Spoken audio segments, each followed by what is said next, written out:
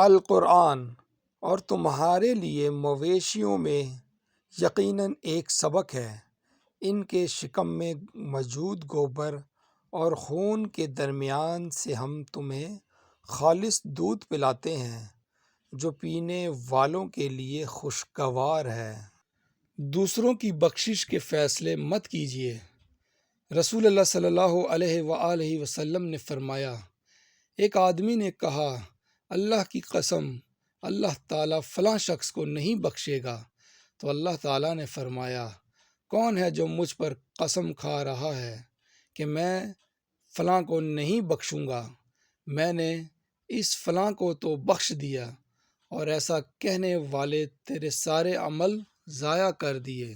حضرت علی رضی اللہ تعالیٰ عنہ نے فرمایا، اچھا انسان وہ ہے جو کسی کا دیا ہوا دکھ اور درد تو بھول جائے مگر کسی کی دی ہوئی محبت کبھی نہ بھولے۔